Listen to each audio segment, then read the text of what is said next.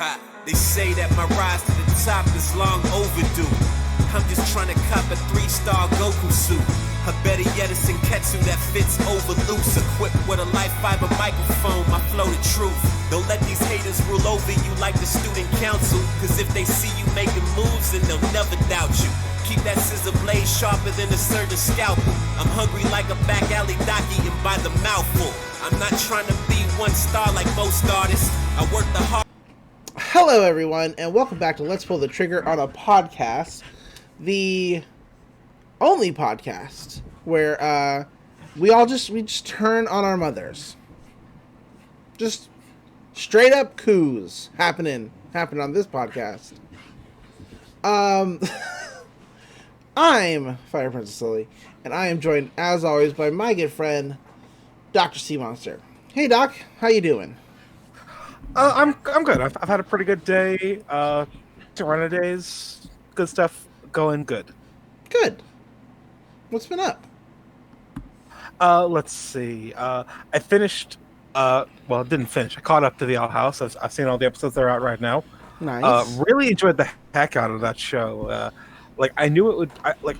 Based on the way people were talking about it, I knew it would be good, but it was actually a lot better than I expected. So even the parts where I thought, okay, well, this is going to be kind of cringy, misbehaving and shenanigans, but all that stuff is actually done really well, and it had good payoffs and good setups. Yeah. Even the stuff that normally was done well. Mm-hmm. Plus, the humor is 100% on point. The characters are great. The character interactions are great. It's just absolutely one of the best shows I've seen in a while.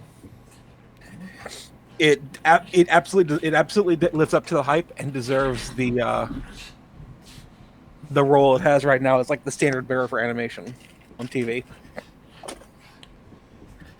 Yeah, I think it's good. It's really good. Probably gonna start watching something else soon. I think I'm gonna go finish up, see the final season of The Good Place, because I've been looking forward to that for a while. Fair enough. Thought you were gonna go for DuckTales, but okay. No, that makes sense. Well, I've seen some episodes of DuckTales. I've been kind of watching it on and off. Right. They're on season 3 now, right?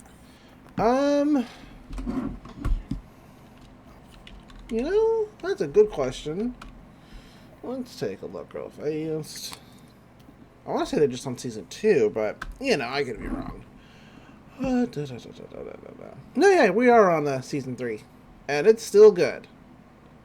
Cool. It's just kind of hard to know what season we're on because, pandemic's been slowing down the process. Yeah. But even still. Anyway, what else is going on? Doing my D&D games. Mm-hmm. Playing in 1, running 2. That's all going good. I'm back playing Magic Arena on and off. I think I've mentioned that before.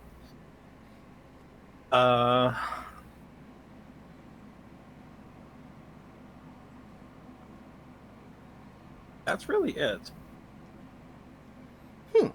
Cool. Very cool. I'm trying to get out and see a friend, visit one friend once in a while, once every couple weeks, so I'm not too isolated. Right. Because I can be alone, but if I'm alone for too long, I kind of start disappearing into my own head, and that's not healthy. Fair enough. Yeah, I get that. How about you? How's everything been on your end?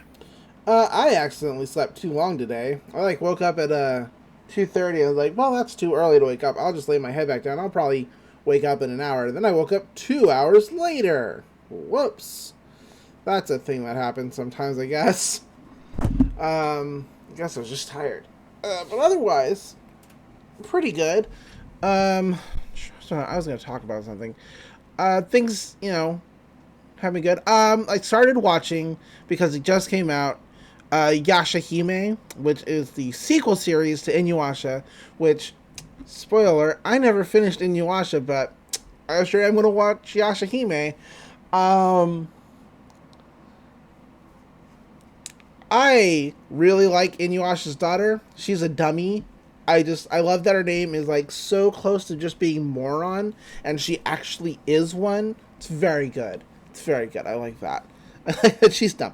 I'm really hoping, in my deep down in my heart of hearts, because we don't know yet, but I don't know how many other humans Sesshomaru cared about, but I'm really hoping that the father of his twins, I'm sorry, the father, the mother of his twins isn't Rin, because how fucking creepy is that? Look, okay, they're not related. Fine, yeah, that's true. He still raised her? Like, I don't get why that's hard to understand when talking about, like, these things, because there are certain series that do this, where a protagonist saves a young girl and then later marries that young girl when they're an adult. Like, like, that's like a thing in Japan. Not like probably, I'm sure not in modern age, but like, right. It's like culturally a thing. It's bad. It goes back to like one of their oldest novels, The Tale of Genji. And like that has been such a significant factor that it just commonly pops up in media. I'm not like agreeing with it or defending it. I'm just like I think that's where it comes from. Yeah, it's bad. You do see this in Western media sometimes, like, but it's usually like framed more negatively. Like, I completely gave up on finishing Usagi Drop? No. Although I know that's I never even started Usagi Drop. But when somebody explained to me how Usagi Drop ended, because they were explaining to me how the thing that I was reading ended, I was like, oh, well, I can't read this anymore. It was called, If It's For My Daughter, I'd Even Defeat a Demon Lord. And it was so adorable. It was, like, so cute. But it ends like Usagi Drop, where he marries the child that he saved. And it's just like, no. No. Yeah, that's just terrible. Let's see. So we'll see how it goes. I mean, maybe it's different for like immortal characters who are like ageless or something, and like everyone just seems to have that kind of like short lifespan, and like I don't know. Maybe it's different. Like from that character's perspective, maybe it's different. I don't know. Still doesn't just like immortal characters are always written weird because it's not like a personality you can like observe. It's all you have to like guess at like their motivations and shit. Right. It's just not comfy. No, it's not cool. Oh hey! I just found out that we had a comment on one of our videos on the last one. Nice. No, not the last one. Shit. On episode 15, so 2 episodes ago. Nice. It's just oh my god. Then a bunch of emojis of like hearts and stuff. Which, you know what?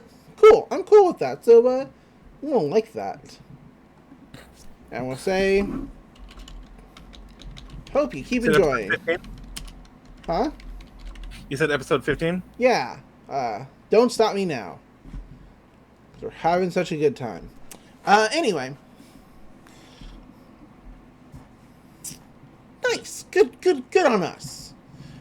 Sorry for everybody. Just like stop the podcast. We didn't like get any questions this week. Like, I don't normally ask for questions anyway, but you know, yeah.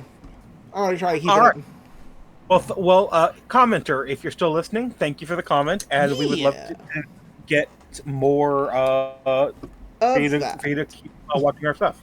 Yeah. Anyway, continuing on. What else have I been doing? Watching wrestling, of course.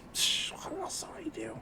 Well, I mean, me and my wife went to the beach last week. Like, we didn't go to like the beach, but we went to like her family owns a condo in Seaside, Oregon, which is, next to a beach. But we like go to like the beach with people. We just like went to the condo. So I don't want anybody thinking that I'm like doing stupid crazy shit like during the middle of a pandemic. No, would never. But we did go to the actual beach at like midnight when there's nobody there. So very hard to catch a virus when you're not around people. So I think I also recently went to the beach at midnight. nice. They were looking for like her and her friends were like looking for like beach treasures, like whole sand dollars and shells and stuff, because witchy stuff. Yeah, Cool. that's why I went to the beach. Nice. To look for stuff, but like I wanted to commune with the ocean. Fair. So I got this whole ocean thing going on. I just went because why not? Yeah, I like the feel of the sand and the sound of the waves. It's calming. Yeah, I also really like the sound of the waves. I listen if sometimes I try listening to wave sounds to help me sleep.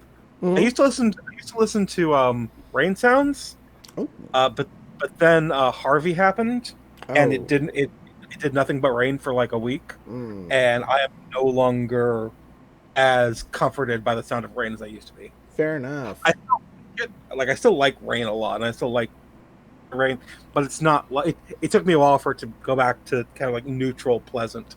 Right.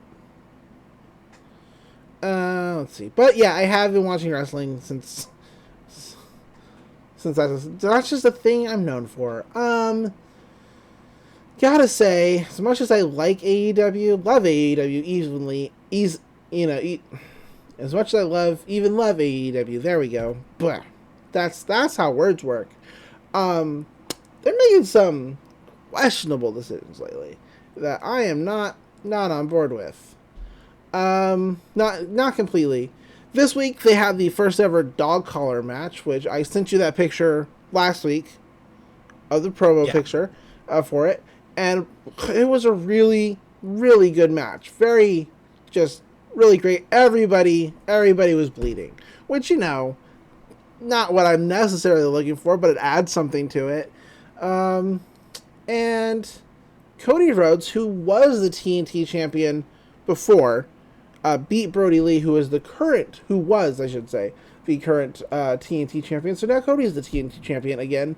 And it's like he just dropped that last month. Or I guess it was August. I don't know. Maybe it was September. No, it was before the pay-per-view. It was before the pay-per-view. Anyway, it hasn't been a very long time, right? Yeah. So it just feels like Cody dropped the title to Brody because he had like a extra show, like a contest game show to be a guest judge on for its first season. And so that's just how it feels. It's like, oh, I'm giving up my title because I'm not going to be here. But once I get back, it's mine again. It's like, it's a good match, but I do not agree with this outcome. Especially when you've promised the fans that you wouldn't use your powers as a booker, as EVP, to like benefit yourself. That seems like a real big benefit to yourself, my guy. I mean, making yourself the first TNT champion, sure. Not great, but you can't lose all your big matches, so fine. But dropping the title and then taking it right back the moment you get back? Sus. Very sus. Don't like it. He is defending it next week against Orange Cassidy. Maybe he loses it again. Maybe he loses it right to Orange Cassidy. I doubt it, but we will see. Like I said, I just don't like it.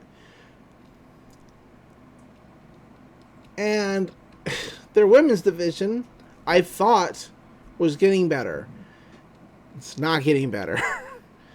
Hikaru Shida had a great match with Thunder Rosa at the pay-per-view a month ago and has not done anything since, which I don't understand why you didn't give Thunder Rosa a limited run as champion, even if you can't keep her. Like, even if, she's eventually going to go back to the NWA and you can't, like, actually sign her. Like, for real, for real.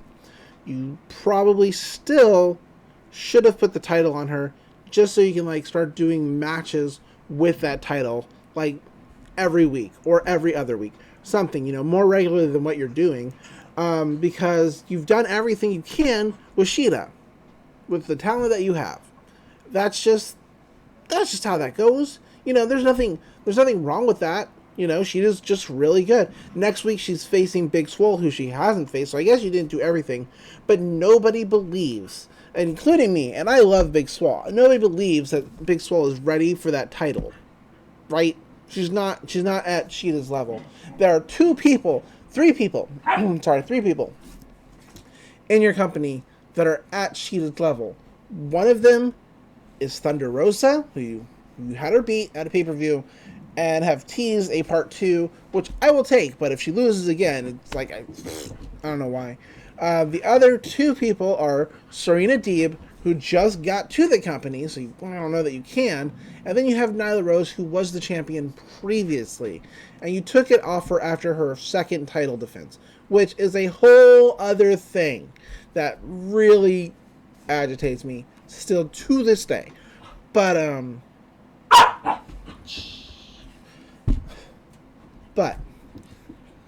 I don't know what you're planning to do anymore with this division, because it doesn't feel like you care at all.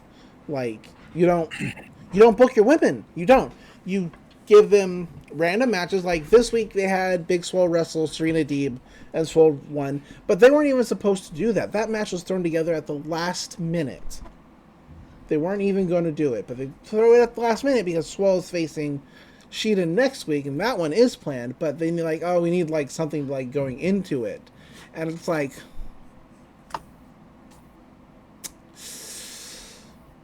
why? At least they got 8 minutes on TV, so even if over half of it was in commercial, I'm not bitter. But yeah, that's been wrestling. Oh, and I still don't like FTR. I really don't like FTR. Maybe it's just like them being in a heel persona, even off TV. Maybe that's it, because I can't imagine the things they say otherwise not being them not being heels while they're off TV, because they had a match a couple weeks ago with the Jurassic Express, who's one of my favorite tag teams, and more importantly, out of all the tag teams in AEW, they sell the most merch. And say whatever you want about that, but that means something. So when you talk about, popular tag teams in AEW, you have to, take merch into account. And Jurassic Express sells the most.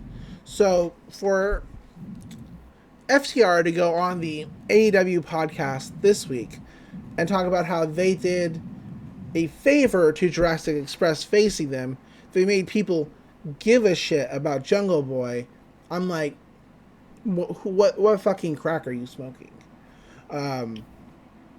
How far up are you your own asses that you feel that way? Because people have cared about Jungle Boy ever since he went 10 minutes with Chris Jericho last year. Like, there was a big match where Jungle Boy said he could last 10 minutes with Chris Jericho, and they made that a stipulation, a 10-minute match.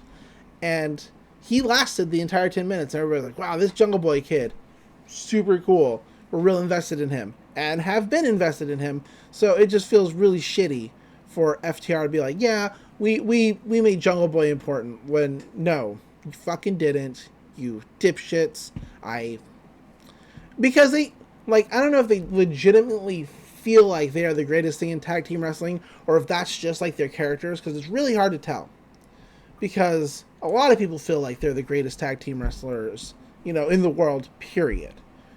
Because they like their style. And that's fine. If FTR is your thing, cool. That's personally not my thing, but I don't know if they actually feel that way, and have let it actually, get to their heads, because that just was not cool, in my opinion.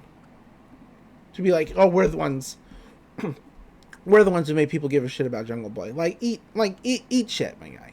Like I cannot stand that attitude. You know, he put himself over, and like for you to take any kind of credit for that when you've only been in the company since June, no, fuck off. And according to Ref Aubrey Edwards, you know, Jungle Boy thought the match was super important because people feel like I said, people feel like FTR is like the be-all, end-all of tag team wrestling. So Jungle Boy is like, wow, this is really cool that I'm wrestling and a team that's so important to like wrestling fans as a whole. And I get that. I understand that. But he's been on the map. And it just sucks that this team that came in from a different company is like, yeah, we're making the tag team division important in a company that already prioritizes tag team wrestling. Like, I don't like it. Do not like it. Sorry for that rant. Hey, that's all I've got to talk about. I got nothing else going on. You want to talk about Kill la Kill? I would love to. Cool. We watched episode 17. Tell me why. Okay, we're not gonna go into the song. That is nothing but a heartache. Anyway, it is the episode. Huh? That would be nothing but a mistake. Nothing but a mistake. Good. It is the episode after all that expositional drop, and let's get into it. We open on the whirring of helicopter blades as Satsuki comes back to the academy. It has its own helicopter pad because of course it does. Like, why wouldn't an academy have a helicopter pad? She's greeted by the Elite Four. And she's like, you did well. And, you know, she's like, hey, you guys did good at the school trip. She's like, yeah, we did. Thanks. How did that talk with your mom go? And Satsuki, like, keeps it short the way we kept it short last week. She's like, she's very impressed with with what we did and your results. And she's decided to come visit the academy. And they're like, whoa, wait a minute. Does that mean? She's like, yeah, it does. And I will be counting on all four of you. Ominous. Like, Satsuki is playing some real 4D chess up in this bitch. Oh yeah, and this is an episode where a lot of that finally comes to a head. Yeah. So she addresses the student body. She's like, you all did well during the school raid trip. You did great. We eradicated the dens and Kansai of the Kansai forces and the anti-clothing guerrillas and completed our mission. For that reason, we'll be welcomed by Honnouji. We will welcome Honnouji Academy's director, Ragyo Kiryuin, and in the Ragyo Stadium that bears her name, and we will hold a grand ceremony. She's like, we're going to welcome the director by putting forth all the energies that you have stored within you. This is the Honnouji Academy's Cultural and Sports Grand Festival, which we get a big red title basically saying that. And then we go into the credits. Credits still good. And we can talk more about the new credits next week when it's changing again, right? New credits started last episode, but it's not really worth discussing until the next episode. Fair enough.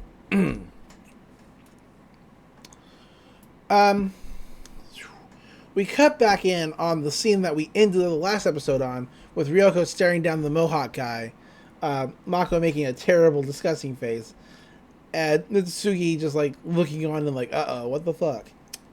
It's still even shaded in the same way. But Ryoko's like, I just was beginning to think I'd have to settle things with you. To which the Mohawk guy is like, oh, right, you don't have your kamui, you don't have your scissor, I will fuck you up. I do not care that you're a high school girl. I will beat your ass. And Ryoko's just like, I don't give a shit about your threats. I will whip this shit out of you. To which she says something along the lines like, oh, you don't respect somebody who's only half naked? I'll go full naked, basically. To which Mako chimes is like, no, you cannot do that. You cannot reveal yourself in your full glory unless you actually love the person. And do you love this guy? You do not. So you can't do this. And Ryoko's like, that's not the point. That's not what we're getting into. And it's just like, Mako's like, no, it's all the more reason that you can't do it, because you actually, like, you love Sanketsu the best, so you can't even do it, even though the thought of living clothing is icky. Mako is doing her best. Mako is doing her best. But Sanketsu says, he's like, I'm flattered that you're angry on my behalf, but if you need to put me on. And she's like, what? He's like, you're going to get a cold if you don't. She's like, oh my god, fucking idiot. Like, it's real good. But they start having, like, a fun, friendly banter, like, you know, in the background, while the Mohawk guy's like, right, playing friends with clothing again, huh? You can't be friends with clothes. It's very Mako and Ryoko are very cute. Yes.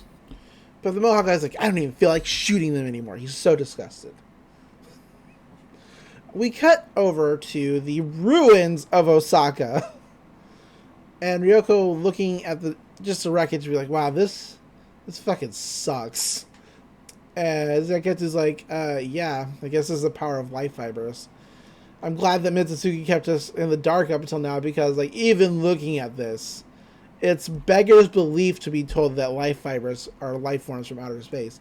Which, I've never even heard the term beggar's belief before this show, and I don't think I've ever heard it again. It's a weird thing for me to be hung up on, but I don't get the saying. Do you? Which part? It's beggar's belief. What is a beggar's belief? It's probably a Japanese aphorism that doesn't translate well. Fair enough. Moving on.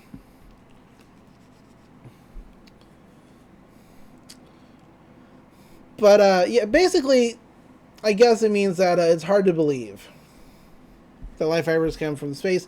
And Ryoko's like, even coming from you, that's strange that you of all things couldn't believe that you came from outer space. You're talking uniform. Which is like, still, this destruction is crazy. It turned into some grand battle, even though it's just like supposed to be a brawl. And now I'm like fated to save humanity from extinction. And I just wanted to say, I don't really give a crap about all any of that. That's what I really wanted to say. But instead, I put the blame on you for me getting mad. And that's not cool of me. He's like, nah, you actually did get angry on my behalf. Because that's the kind of person you are. You're a good person, Ryoko. That's when she notices the Mohawk guy bouncing around, shooting targets. And she's like, what the fuck is his deal? Only for Mitsusuke to come in with some more explanation. He's like, well, his older sister was your father's assistant, and he was trying to make life fibers that will listen to humans instead of taking them over, and she died in those experiments. Because only life fibers could fight life fibers, but they ate her. It wasn't good.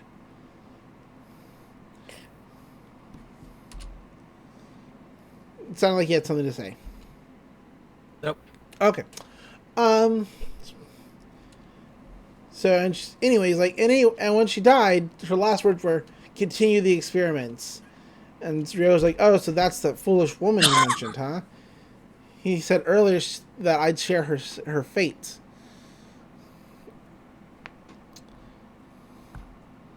And he's like, yeah, well, your only hope. Dr. Motoi made further improvements in completing Sanketsu because he absorbed those life fibers, or soaked those life fibers, spliced those life fibers with DNA from your central nervous system. That's why it can only be used by you and communicate with you. Pardon me. You're fine. He's like, that's why you're the only one who can use Zenketsu. It was specifically made for you. And Ryoko's like, why would my dad do something like that? He's like, well, he said he did it to protect you. Meh. And that's all the explanation we get out of that. But it's way crazier. Way crazier than that. Which I guess we get into next episode, if I'm not mistaken. Yeah. Okay. We look up at the moon as Ryoko's like, man, what the fuck is going on?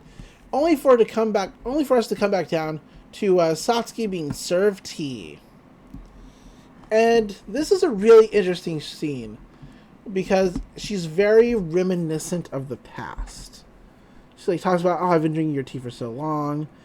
Like, it's hard to think, you know, of all the time that's gone. I've started drinking it ever since the day my father showed me Jinketsu and told me that it would one day be my wedding dress. Yeah, this is the first mention we get of Satsuki's father, and he is shown almost completely in shadow, which is kind of curious. Very curious. But, this is a very soft scene of Satsuki. She's like lost that hard stone face that she normally has in every scene. She's just smiling and like reminiscing. She's like, it seems like only yesterday, even that I once found this tea so bitter is now the most delicious thing in the world to me. And the butler's like, you found my tea bitter? He's like, yeah, I did. Did I never mention that? He's like, no, from the first cup you smiled and said that it was delicious.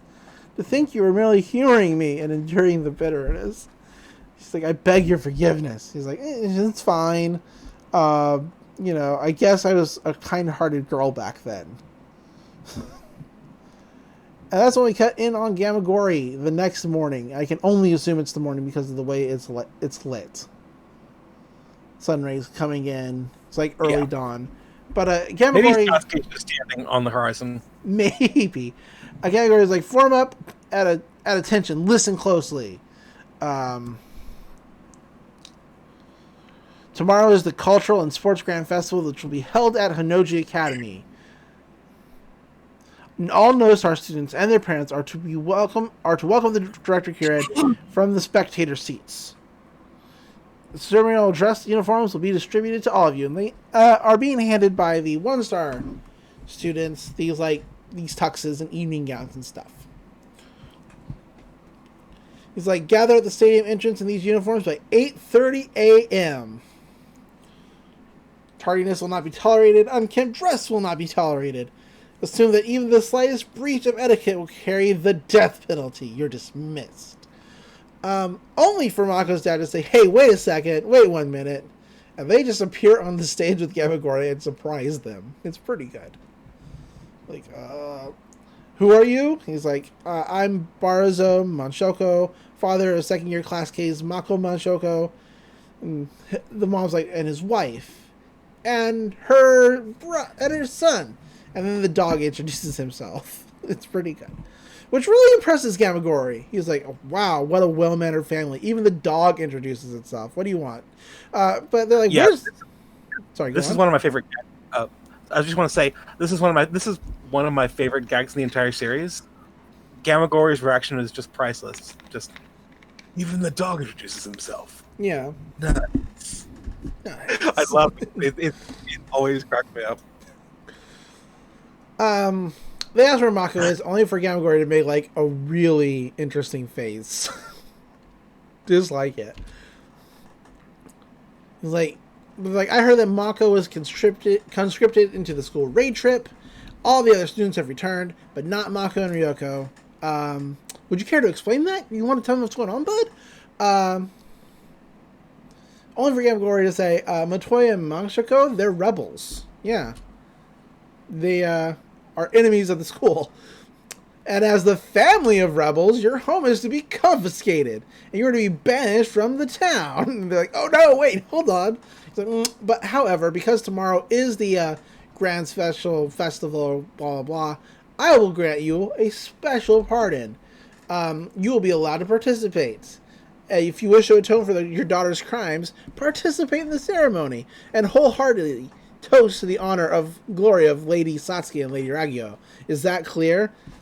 Only for the dad, whose name I can never keep in my head. Borozo. Yeah, Borozo, whatever. To make the most serious face. He just introduced himself like a minute ago. I know, and it's a name that... I know. Anyway, he makes the most serious face. And he's like, I need to ask you two things. It even causes Gamagori to pause, like how serious this family looks now. He's like, what? And he's like, are the girls alive? And they're like, yeah. He's like, Second, will this ceremony be catered? It's really great. Like, just like the stone serious face and all the energy lines coming off of the Manchoko family. It's the best. Like, Gamagori is like, of course. They're like, But don't worry. The honor of the Manchoko family, we will remove our daughter's stigma. We will clean our plates of this food, not even leaving one crumb uneaten. Mark my words. It's like, it's really good. I like the Manchoko family. Oh yeah, they're a lot of fun, and Gamagori always makes a great straight man for when like other characters are being more wacky. Right. We cut over to the nudist beach headquarters. Mitsusuki, Ryoko, and the Mohawk guy are all staring at cameras left behind the academy, which you would think that a certain person would have discovered and dismantled, but we'll get into that later. Mako's sleeping. Mako is just so tired. Ryoko's like, what is this? And Mitsusuki's like, these are cameras that I left behind. And they start talking about Ragyo Kiryuin, who is, the leader of Revox. She's currently using her position as Revox CEO to sell clothing laced with life fibers all around the world. Ryoko's only thing to say about her is, good grief, she's blinding. She's even gaudier than Satsuki. I guess whore mother like whore daughter. Yeah. Which isn't great. But Mitsusuki is ironic. very slightly ironic, yeah. But we'll get into that next episode. Yeah. Mitsusuki says she's even more charismatic than Satsuki. She's a formidable opponent.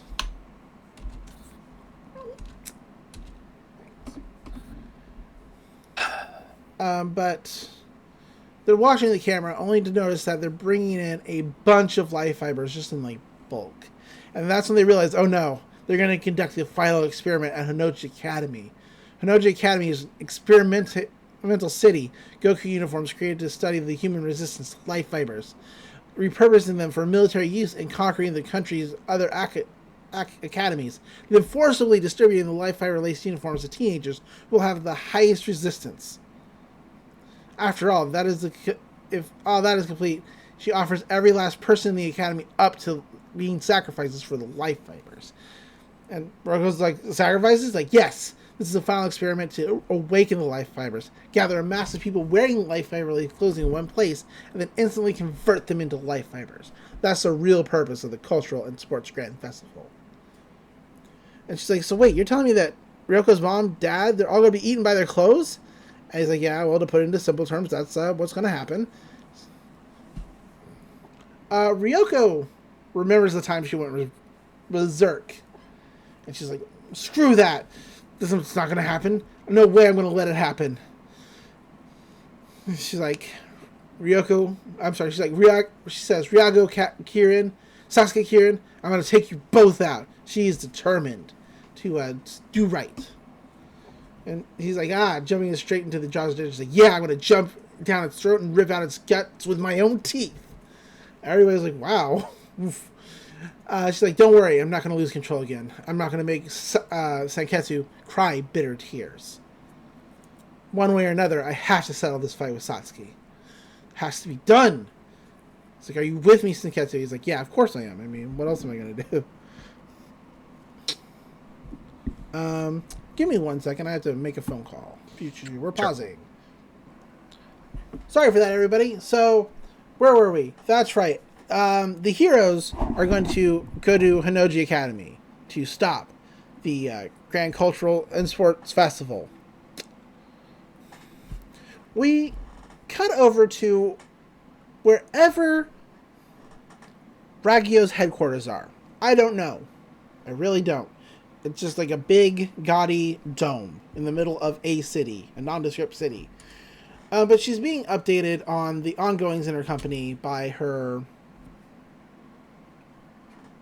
Attaché, assistant. secretary. Yeah. I don't know what Homer's actual fucking title is. Me neither. She's just an assistant. Yeah. But, she's like, we got attacked, in Mozambique. And she's like, more rebels? And they're like, yes, ma'am. It would seem that even anti-establishment organizations are awash. With rumors that wearing Reebok's special innerwear, like, they're wearing life fibers to beat us. Like, that's fine. Doesn't matter. They're being tricked into taking themselves out once we, initiate the life fiber plan. So it doesn't matter what they're doing right now.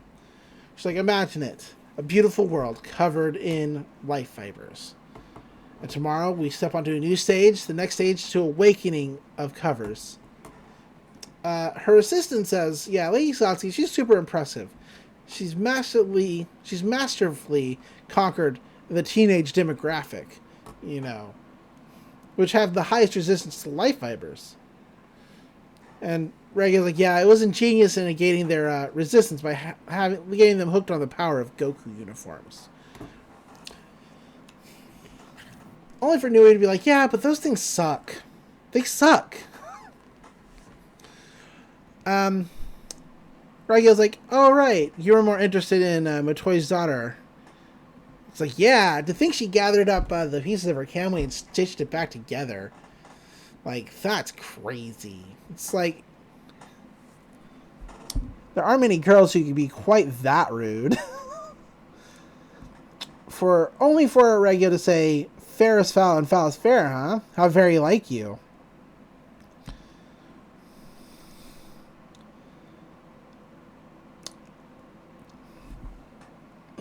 Sorry. Ragyo says that still that's empty rhetoric. There's only one truth. Only those things that can earn Ragyo Kiryuin's approval may be called beautiful. The cultural, sports, and grand festival is tomorrow, and I expect you to dress up for the occasion. And then she, Okay, Ragyo says that, but Nui doesn't shows up in her normal outfit. Yeah. Of course, she doesn't, go into, the actual... She's, sitting outside the stadium itself, so... She didn't actually... That's something I kind of noticed about Nui. Nui's the only character without multiple outfits. Yeah. Most of the characters have either, the Elite Four all have different versions of the Goku uniforms. Mm-hmm. Ryuko has a couple sets of casual clothing and pajamas. Satsuki has her standard uniform before she switches to Junketsu. Ragyo's always changing her outfit. Yeah. But Nui always wears the same damn thing. We'll talk about Ragyo's outfit change because I don't like it. It's no good. Maybe I don't understand high fashion. But Nui says, honestly, mother like daughter, which is the second time we've heard that statement. Yeah, which is kind of interesting. Yeah. We cut back over to News Beach as the Mohawk guy is being presented with a new weapon. The Taylor dagger and Taylor gloves. It's like a 3-pronged dagger and some gloves. But it's capable of cutting life fibers, so you're at a disadvantage with just normal clothes. But if you can sever the Goku uniform's Banshee, they'll be instantly nude. But our targets are Ragyo and Satsuki, and well, like it or not, there's nobody else. There's nothing else we can do with just the three of us. So that's what we're gonna do. Keep Mako safe is what. Darn it! I totally ran that into a different sentence. Ryoko wants them to keep Mako safe. Only for Mitsui to say, yeah, of course. I've told our remaining members here to look after her. That doesn't mean anything because Mako's like, I'm going with you. You're not going to ditch me here. She's like, come on, let's go home. And Ryoko's like, no, stupid. It's not safe for you. And Mako's like, but it's my home. And I've got souvenirs to give mom and dad. And she hops onto Ryoko's back and she will not like it. She's like, if you're going, then so am I. Very straight. Very heterosexual. Yeah. But Ryoko's like, all right, once you've made up your mind, you don't listen either way, do you? So let's go. And they ride off. It's very, very cool looking. Yes, very dramatic. Very dramatic. We cut back over to Hinoji Academy, and the Elite Four is, setting up the stage. Sagayama's talking to guys. He's like, hey, you better, give it your all tomorrow. You better be prepared. He's like, you better be ready. They're like, yes, sir. Nananon setting up the stage. He's like, hey, these lights need to wreath the stage in light. So this has got to look good, so you need to do better. Come on, let's go. Yes, that's right. Good. Lori is like, come on, make those uniforms even faster than you're already making them. It's the day that Lady Sasuke has dreamed of, and we will be ready for it, hell or high water. Even Imamuta's like checking over the satellites. He's like, oh, hey, it looks like they took the bait. I guess leaving up those cameras was worth it after all. This will be the final piece of the puzzle.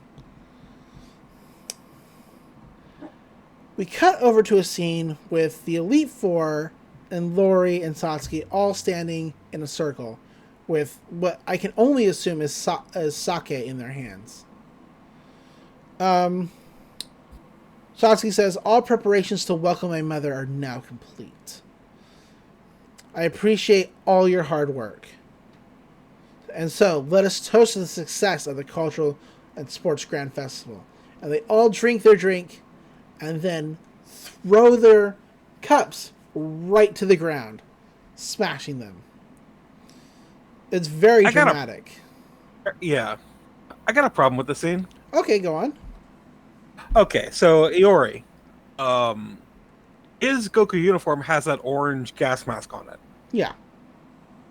And he really never takes that off as long as he's wearing his uniform. Right. How does he drink the sake? Maybe it has opens. He's wearing it in the scene. He's like, how does he drink the sake with the gas mask on? Maybe it has an opening. Maybe. I don't know. It's a good point. I never thought about it. Maybe the animators didn't think about it either. It's one of those minor things that you notice when you've seen a show enough times. Yeah. Like we had one a couple weeks ago. I forget exactly what it was, but it was like a minor kind of animation error thing. Right.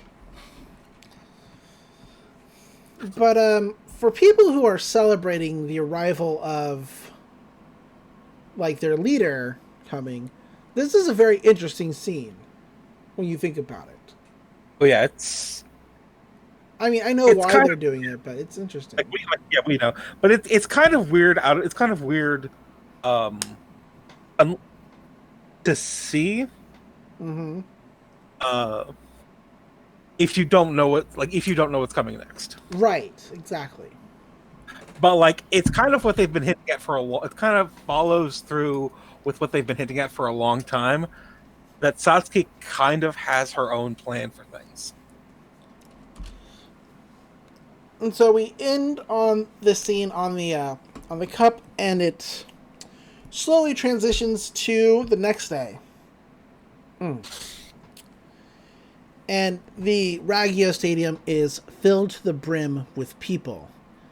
And she's like, people of Inoji Academy, we have succeeded in conquering all of the nation's academies.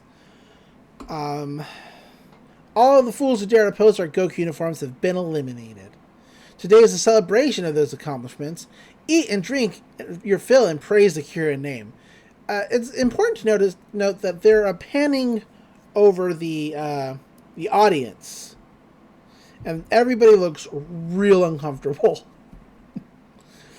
Okay, this is a lot. But Satsuki says the Inoji Academy Cultural and Sports Grand Festival has begun. And that's when the band starts playing, and students march out waving flags for Honoji Academy in these tuxes. Everybody still looks really uncomfortable except for the Menchaku family, who is just like, it doesn't matter what they're saying, just eat. We'll stuff ourselves and then we'll skip afterwards. And then we get a uncomfortable glance at Montaro as the mother points out, like, hold on, now that I have a good look at you, you're just naked. You've painted yourself. He's like, yeah, I sold off that stupid dress uniform ages ago. His father is like, damn, I wish I had thought of that. It's not good. I don't like it. Uncomfy. At least it's technically covered. He's technically covered. I mean, they still outlined everything, so I'm not happy. Yeah. Suddenly there is a bright light from the stage, and Sasuke says, and now, what you've all been waiting for. Let us offer a welcome with the utmost respect. I present to you this Academy's founder, Director Ragyo Kiryuin. And a rainbow wave just goes all over the crowd. Once again, they're not looking comfy. The wave comes back in on itself, and then it explodes into light, which kind of freaks everybody out. Only for Ragyo to appear as a giant above them, and then shrink back down into the stage. Real weird, in my opinion. Also, I do not like this outfit. I hate it, to be honest. She looks like, I mean, she's the villain anyway, but she looks like a goddamn clown. Okay, like a literal clown. She's got a neck ruffle and like the big hair and like the swoop, like the thing. You know, okay, you've seen Digimon, right? I've seen Digimon. You remember Piedmon? I do remember Piedmon. He looks like Piedmon. Right? And Piedmon was a clown. Yes. She looks like a clown. I don't like it. I hate it. And like the rainbow, especially with like the rainbow effect in her hair. Uh-huh. The way she has it, she absolutely looks like a fucking clown. And it is triggering my flight or fight response, especially with like the new It movies and the way they designed Pennywise. Yeah. Which is why I have a fear of clowns in the first place, is the original It movie. So this is very uncomfortable for me. Sure. Let's continue. Oh, I hate this. You know, actually, do you know that chlorophobia is mostly an American thing? It's not very common in Europe, and it's like unheard of in Japan. Okay. A game designer of for the Nintendo game ARMS, when he was told that one of his character's designs would be kind of scary to Americans, his response was like, "Oh, I don't understand that at all. Like, clowns aren't seen as scary in Japan, and this is like a weakness of Americans." Yeah, I guess. Which is kind of funny. Look, I was 7 when I watched the original It miniseries, and I watched it by myself in a dark house, and I couldn't sleep for a fucking month. So I'm not saying you're wrong. I'm not like mocking your thing. It's like it's normal to be afraid of things sometimes, but like it's kind of weird how things like that can be culturally locked. Yeah, I see what you're saying. Because like you see like villainous clowns and like clown in Japanese, yeah, like we talked about, like we just mentioned Piedmon, right? You see monster on Super Sentai shows, or in like anime, but specifically like the clown as a monster is like almost strictly an Right. I'm sorry for all the dog barking.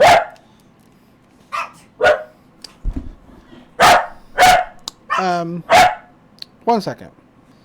Sorry about that, everyone. So, brief aside about clowns. Back on topic. Right. Oh, God, clowns. Why are you barking again? That's why we paused. Dogs were alerted by the session of clowns. Yep. Gosh. Clowns suck. Hate it. But everybody is just clapping for Ragyo's introduction, except for the Manchoko family, who is still eating. Satsuki says, as grand an entrance as one would expect from our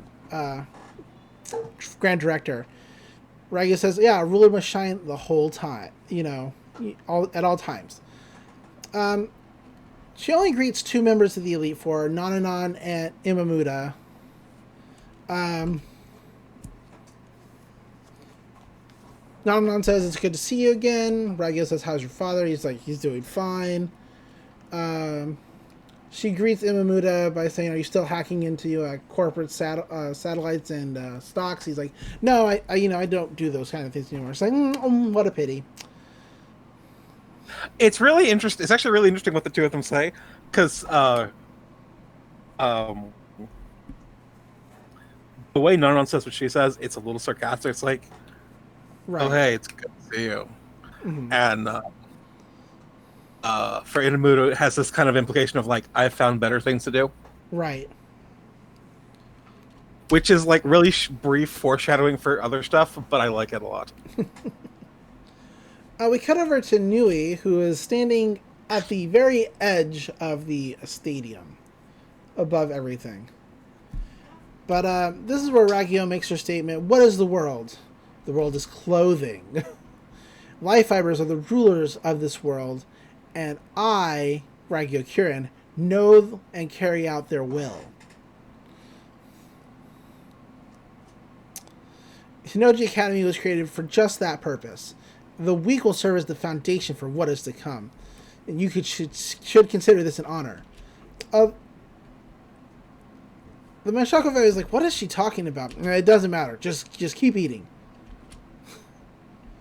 Only for her assistant to say she means that the day has come for the pigs in human clothing to be devoured by their clothing. Ragyo says, now let the celebration begin. And she hits a button. And the life fibers in the clothing start whirling up and eating, well, just cocooning, really, the people they're wearing. Everybody's affected, except for Mataro, who, of course, is not wearing a uniform at all. So, good foresight on his part. There are just screams, lots of screams. That's when Ryoko and Co. pull up and they're like, oh my god, I guess it's already started. Let's hurry. Mizusuki unloads his mech. He's like, I'll use the DTR to make the jump. Run one jump. We'll get there. Come on. Sumugu? Is that his name? Sumugu, yeah. Sumugu. Ryoko. And Ryoko's like, don't you mean, Dotonbori Robo. Yeah.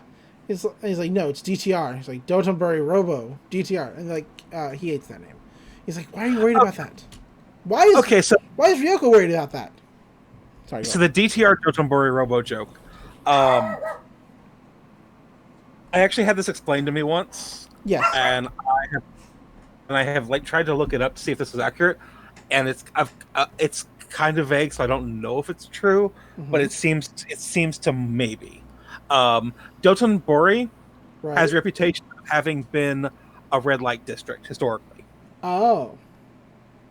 I've done a little bit of searching, and I think that it's like not that much of a thing anymore, but like historically it was. Gotcha. But Mako's like, what about me? I can go too, right? I slipped off. She's trying to get on, and Ryoko's like, go and hide. I'll give you snacks. And Mako's like, okay. That's when they blast off over the top of the walls of the stadium.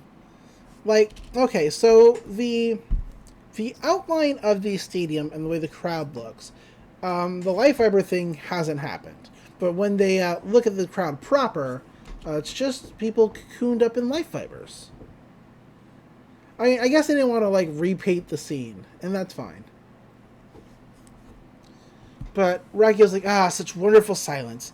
The phony spewed forth by the foolish creatures known as humans, and is gone, and nothing but the tranquil life fibers will fill the world.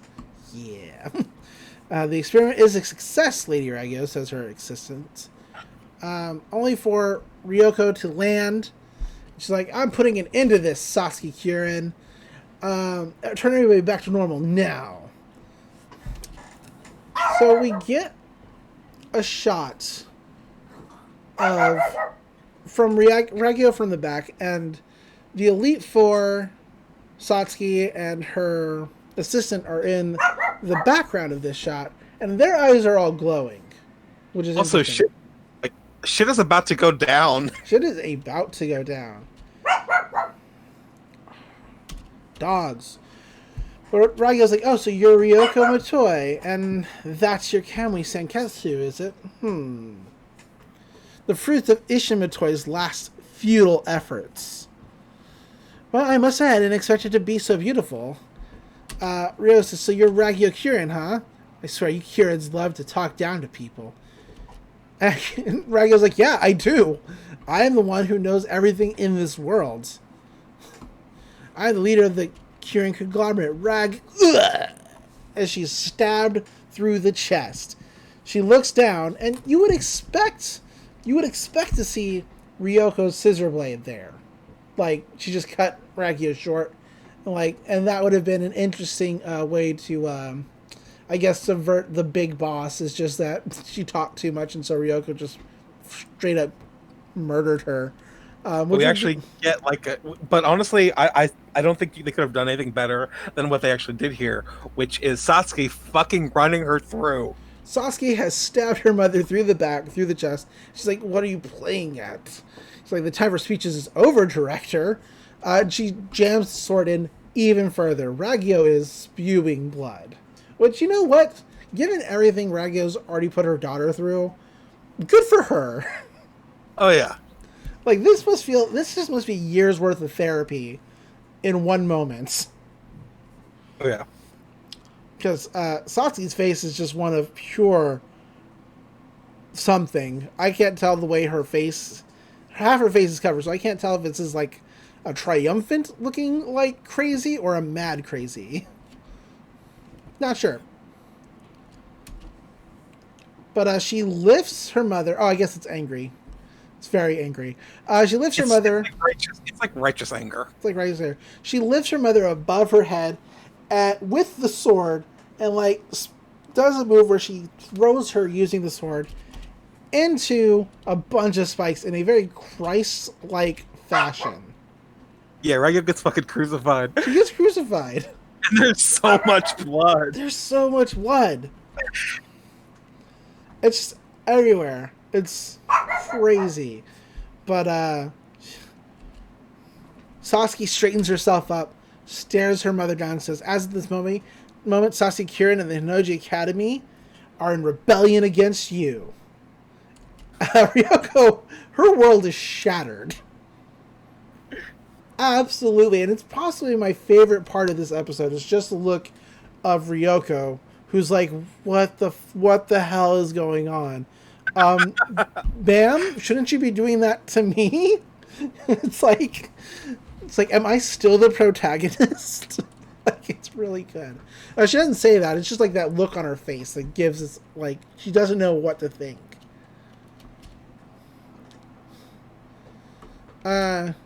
We cut over to Nui. Like, oh, so that's her game. We then cut back to Ragyo, who is still bleeding profusely. It's bubbling up. And her eyes are red, and she's like, it's not good to look at. She's like, you're trying to take the throne from me? And she's like, no, I'm not. Humans don't exist for the sake of clothing. I, Ragyo Kiryuin, am rising up to overthrow life fibers. Hinoji Academy is a fortress I created in order to defeat you. And it's another painted scene where everything's, frozen. It's very dramatic. Satsuki's face is, in the background. It's real good. It's real great. I love it. And that's the end of the episode. That's how the episode ends. So... yeah, Good Yes. episode. Oh yeah, this episode's fantastic. It's a lot of really good build up to the big twist at the end, and it ties through a whole bunch of things that have been foreshadowed through the whole series, and especially like even more in this episode. There's been like 4 or 5 little moments that have really kind of hinted at this specific twist, and like this is a twist that's done really well. Right. Because there's really two kinds of plot twists. There's plot twists that recontextualize all the things you've seen so far, and you can see how it was all leading to this, and like feeding into this twist, and how it was always this way. And like always, it's clear that it was always intended by the writers to be this way. Versus the kind of plot twist that's just there to subvert expectations and doesn't really tie into the narrative. It's just a plot twist to be a plot twist. Right. And this plot twist is very much the first kind, because like all the things that we've seen going so far with Satsuki, you know, the way she seems to like be like almost like testing Ryuko and like trying to bring her into the fold of the Elite Four. Like all of this has clearly like it kind of recontextualizes their entire relationship. It really does. Like it's clear that like Satsuki kind of saw Ryuko as a potential ally and was like testing her strength and like testing her resolve and seeing like, you know, do you have the potential, do you have the power to stand with us? Right. So like episodes that seem like, you know, one-off, kind of like comedic mostly episodes, like the Fight Club episode, kind of lead into this. We're actually going to get some more details about Satsuki's plan and her motives in the next episode. Yes. But here, you know, we just get the big twist that Satsuki and Elite Four have actually been good guys this entire time. The entire time. Like, I still remember how much my mind was blown when I first saw this whole thing. It is a huge plot twist, and we will get no more plot twists for the entire series. No, none whatsoever. All the plot twists are done. Yes. Yeah, I really like this episode.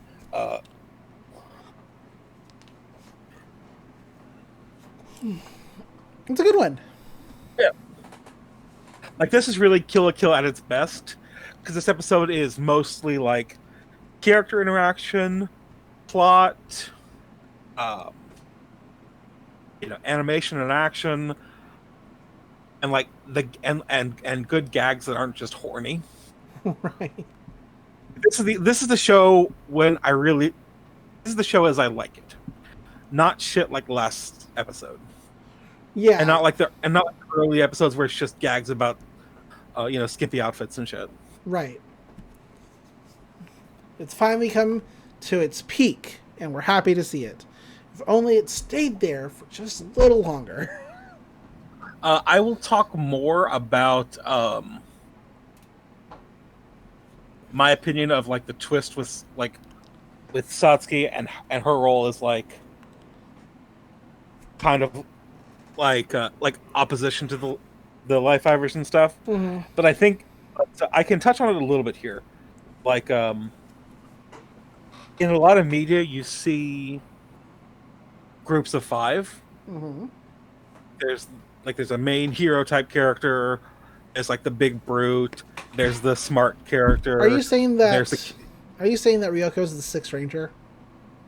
Yes, and I will I can get more into that next episode. Okay. But like, when you look at this at Satsuki and Elite Four in the kind of context, they kind of do fit the archetypes of like standard, you know, 5-man band Of Sentai. like Super Sentai, with Ryuko kind of being the Sixth Ranger. You know, she's got the different color scheme than the rest of them. She's got kind of rebellious, delinquent attitude. She's antagonistic to them, but like kind of like is kind of on the same side. Right.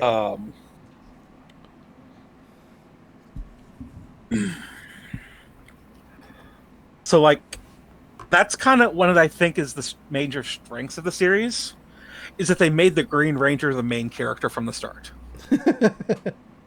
That's like everybody likes Tommy Oliver more than the other Rangers, so they just made Tommy Oliver the protagonist from the start, which I think is pretty brilliant as like a setup for the series. It's very good. And I can get more to that next time because like this is definitely a big cliffhanger episode. Yeah, so that's all I have to talk about this week in regards to this episode. It's really good, and I like it a lot. Yep. And like I said, my favorite part is just Ryoko's worldview being annihilated. It's the best part to me. I mean, the turn is good, and good for Satsuki. Like, that's just... Only...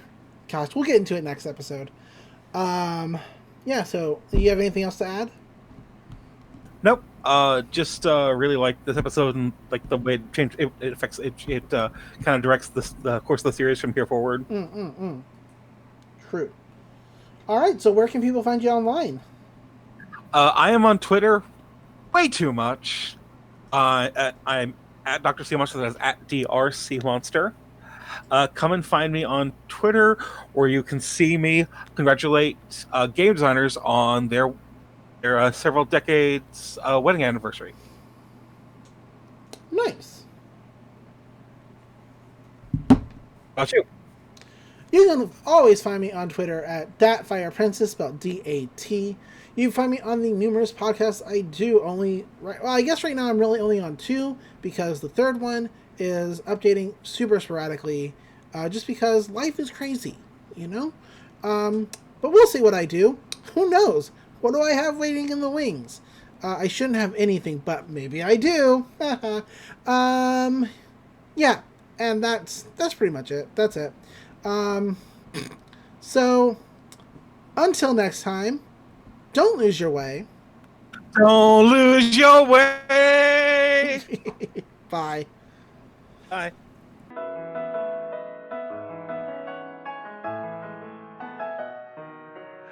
They say that my rise to the top is long overdue. I'm just trying to cop a 3-star Goku suit. A better yet, a Senketsu that fits over loose. Equipped with a light fiber microphone, my flow the truth. Don't let these haters rule over you like the student council. Cause if they see you making moves, then they'll never doubt you. Keep that scissor blade sharper than a surgeon's scalpel. I'm hungry like a back alley docky and by the mouthful. I'm not trying to